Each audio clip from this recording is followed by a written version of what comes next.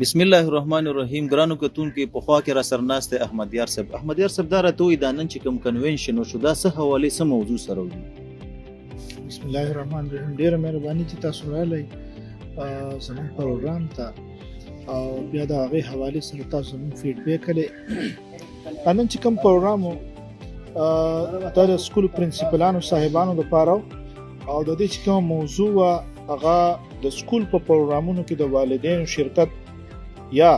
د ماشومانو په تربیت کې د والدینو شرکت. چې موږ سکول او والدین څنګه یو ځای شو چې په ښې طریقې سره د ماشوم تربیت وکړو. په ټوله دنیا کې حکومت پالیسیانې جوړې د والدین د آګاهۍ دپاره. په دې باندې پوهه کوي چې د ماشومانو تربیت په څنګه کېږي. په دنیا کې NGOs دي، ټرست دي، هغوی په دې ډېر زیات کار کوي. هغه کتابونه لیکي، رسالې لیکي، تربیتي پروګرامونه کوي چې موږ په خپل معاشره کې یا په خپل ملک کې والدین په دې خبره باندې پوهیږو چې یو خاندان به یا والدین به د ماشومانو تربیت څنګه. خو موږ په پاکستان کې یا څومره چې غریب ممالک دي هغه کې دې سیس ته ډېره کمه توجه ملاوي او پاکستان کې بدقسمتۍ نه بالکل توجه نشته.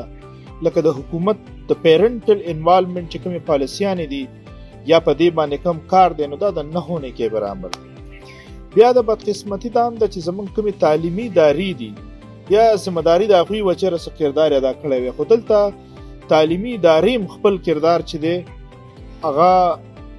شاید صحیح نه ادا کوي، ځکه چې په هغې د حکومت د اړخې څه پابندي هم نشته دی، داسې سټینډرډز داسې شته. نو موږ آفاق دا خپل یو ذمهداري ګڼو چې یاره موږ والدینو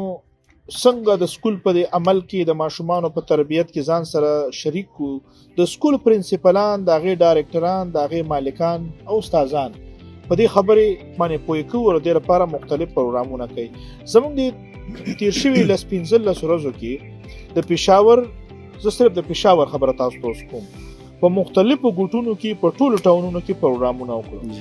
او دا سلسله را روانه ده. خو اوسه پورې 10 د پاسه واله 500 یعنې 510 والدینو حضراتو پرنسپلانو حضراتو په دې پروګرامونو کې شرکت وکړو. صحیح. په دې ټریننګونو کې هغوی ته دا خبره کوو چې یاره تربیت چې دی خصوصا اخلاقي تربیت دا اصل کې د خاندان کار دی. د اکیډمیکس کار ډیر حده پورې د سکول کار دی، خو د ماشوم تربیت ته کې ډیر کار د خاندان دی. خو زمونږ خلک چونکې ایجوکیټډ نه دي او بیا غربت ډیر زیات دی، نو د هغې وجه دا ده چې د حکومت د اړخې موږ مخکې خبره وکړه چې څه دغه نشته دی. نو سکول چې دی کې به یو اهم کردار ادا کوي، دا به د والدینو دپاره مختلف پروګرامونه کوي. نو موږ هغه سټریټجیز، هغه حکمت عملیانې شیر کړې هم ښودلې د پرنسپلانو حضراتو سره چې هغه څه طریقې کار کیدی شي چې په هغې کې موږ والدین شریک کو، د هغوی نه کار والو، د هغوی تربیت وکړو او الټیمیټلی زموږ ماشومانو ښه تربیت وشي، یا د معاشرې یو مفید شهري ثابت شي او هغه د ملک مخکې بوځي او موږ د خپلو خلکو د والدینو یو ذهني سطح مخکې کړو. ګورئ په یو معاشره کې تبدیلي یا پرمختګ دا صرف په سړکونو جوړولو، دا صرف د حکومت په تبدیلیانو، دا صرف په ګیس راتلو او په یو څو اقداماتو نه کېږي. د دې دپاره د ذهني سطحې اوچتول ډېر زیات ضروري دي. بدقسمتۍ نه زموږ چې کومې سیاسي جلسې کېږي خلک هغې کې شرکت خو کوي لکه یو سیاسي غټ اکټیویټي، خو په هغه جلسو چې کومه ژبه وي په هغې کې الټه د خلکو غلط تربیت کېږي. بالکل. یو د مذهبي جلسو کې هم بعض وخت کې فرقه وارانه خبرې کېږي، یعنې د هغې نه چې کومه پازیټیویټي مثبت څیزونه پکاري هغه الټه خلک زموږ تقسیمېږي. تاسو ګورئ سیاستدانان یو بل ته څه څه نه وایي. نو بیا د سکول یو ډېر اهم دا کردار پکار دی چې هغې تعلیمي سرګرمۍ دپاره خلک راوغواړي، هلته مثبت خبرې وشي او هلته هغوی په دې خبره باندې پوه شي چېرې زموږ ماشومان زموږ دپاره ډېر اهم دي، د الله ډېر غټ نعمت دی او زموږ کمه توجه، زموږ عدم توجه، زموږ لږه لاپرواهي د ماشوم ډېر غلط تربیت کولی شي. او ډېر چې داسې ریسرچونه شوي دي چې د ماشومانو اکثر د نفسیاتي مسایلو وجه، د ماشوم د سبق کې د کمزورتیا وجه، د ماشوم د په تربیت کې نه تربیت وجه، په دې کې د والدینو پیرنټینګ سټایلز یا غلط طریقه تربیت دا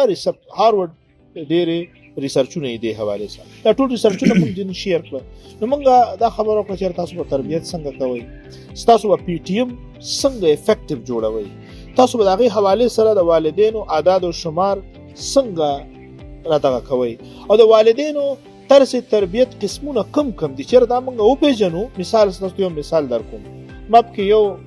کومه خبره چې وکړه دا ده چې اتارټیرین پیرنټینګ څه شی دی یعنې آمرانه طرز تربیت والا والدین کم دي ور یو اتارټیرین چې کوم والد سی وي